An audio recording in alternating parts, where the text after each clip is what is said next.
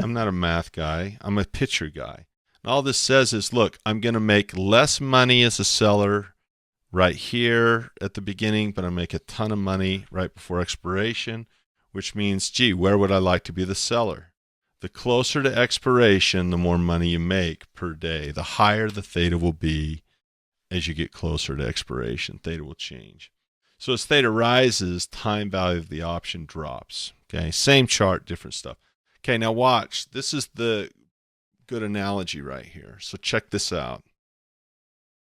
When you go buy milk, I know you reach back and you're trying to find this one. So this is the milk that's in the front, and this is the milk that's in the back.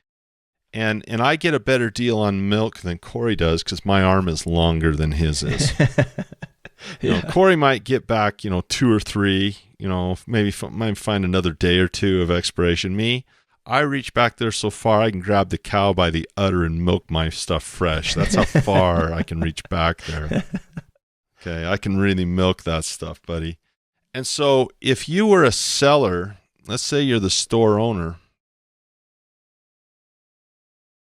which one of these would you want to sell first? Yeah, they're highly motivated to sell their May 1st expiring milk. Because exactly. This is losing value faster than this one is. I mean, this one's losing value really fast. If this says May 1st, I mean, let's pretend it's like April, April 28th, right? You're going to have you better get that thing sold. It's a race against what? It's a race against time. It's not figurative. It is literally a race against time.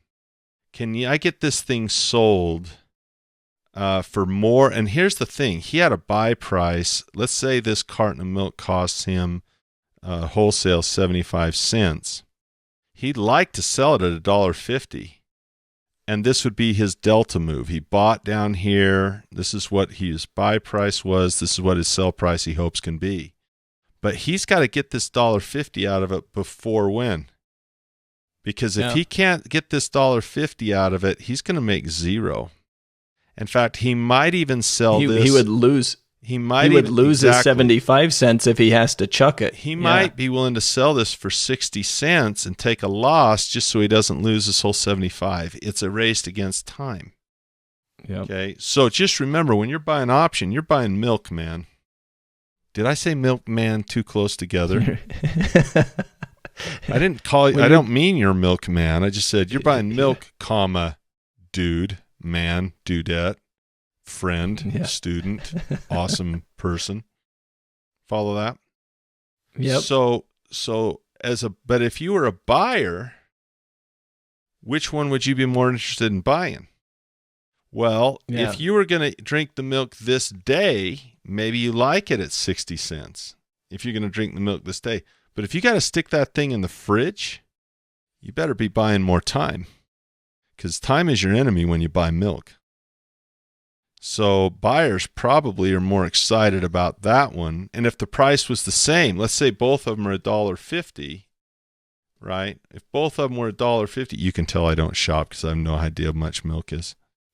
But it's more than that, I think. Okay. But well, these are pints. Well, that's true. Okay. Yeah, maybe it's not. They're just pints. But if they were the same, I've got 4 kids, price, so I assume that everything is way more expensive than it probably really is. Well, you better get the milk truck at your house, the semi truck right here. 2%. It does a body good.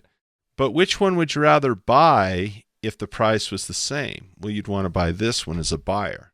Which would you want to sell if the price was the same? You'd want to sell this one as a seller. Okay. Yep. So that's a great way to think about this stuff outside of stock to kind of catch it, right? If you were buying and selling milk, how would you operate? Because there's always 2 sides. There's always a person on the side of an option contract that is the buyer, and you can be that guy, or there's always a person on that side of the contract that is the seller, and you can be that person. So the question is which one you want to be and how do you want to do business? Well, if you're the buyer, You're probably liking that one better. If you're the seller, you probably want to be the seller on that one. Okay, so that would be the idea. Just think about the milk. Time decay refers to the fact that the time value of an option will decrease as the expiration day approaches. That's it's milk. That milk is losing value as it hits that expiration date.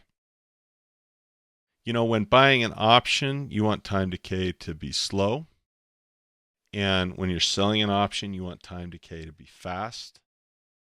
And that's a good summary. When it comes to Theta, where are you at? Check yourself up on it. Are you aware of Theta now? Or are you starting to get into competency now? If I gave you a test on Theta, are you better able to get an A today than you were yesterday?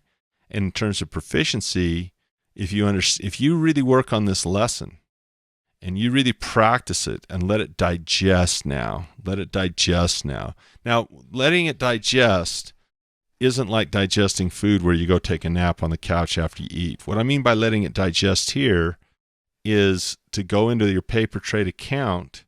And if you've really done this right, you've been spending a week. Look, let's say you waited, 10 years. Let's say you graduated when you were 20 and now you're 30. You graduated from college in 20, now you're 30 and you want to learn about options. You've waited 10 years to learn how to do this.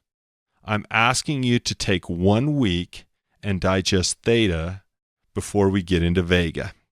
I've asked you to take a week to digest Delta before you got into Theta. And the way to digest it is, I just know for a fact that if Mr. Miyagi has Daniel-san wax the car, not just like a little circle, like, okay, just wax the hood, right? No, he's going to wax like 10 cars because then he's got it. That movement is automatic. He really has made it become part of him.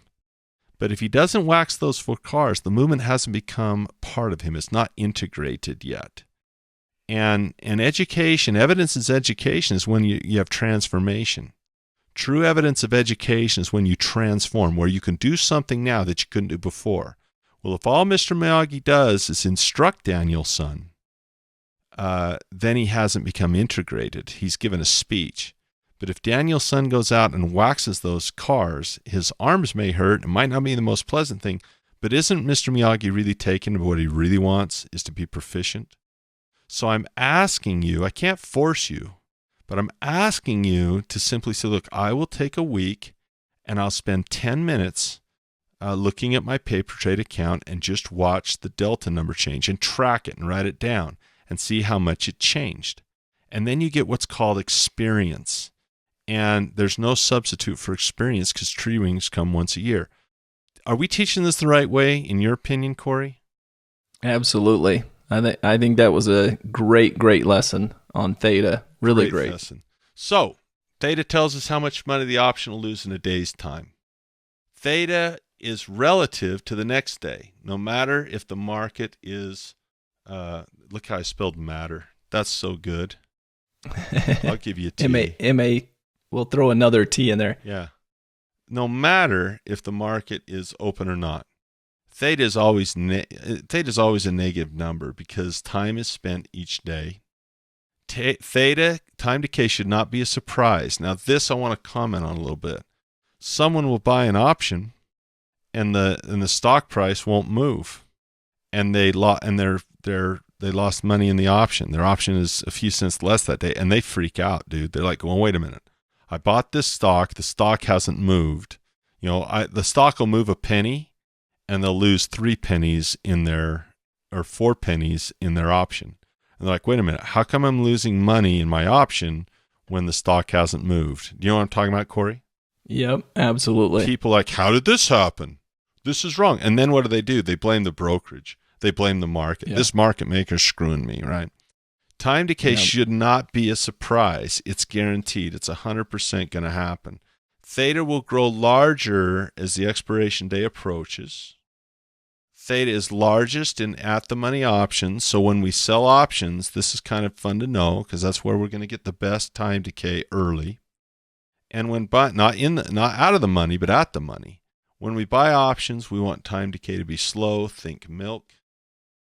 And when we're selling options, we want time to pay cash. Think milk. Think expiration day. Great class, Corey. I can't tell you, it's so nice. And, why would I not just teach this myself? Do I understand this stuff? Sure. But I love having Corey here just to make sure that as I'm teaching, that I don't make mistakes when I say something I didn't mean or what have you. You guys all know I can't spell. That's part of the disclaimer. And I can't type either. So there you go.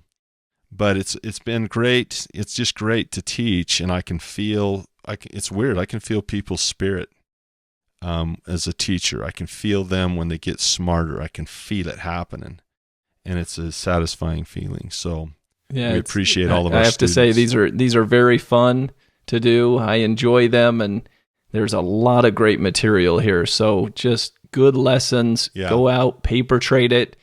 Start paper trading and watching that Theta. And it's a lot of fun, and it's very rewarding to see that you're making progress. So great stuff. So delta is your ability to throw one baseball in the air for a week. Okay, now you're going to look at delta and theta for a week. You're going to look at two baseballs in the week. Okay, and you're going to try and determine this. Okay, is this stock price moving a lot because of the delta, or is it moving a lot because of the theta? So you can start to see both of those. Is this option premium moving because of delta, or is it moving because of theta? Try to see which one might be affecting it the most. Okay, great job.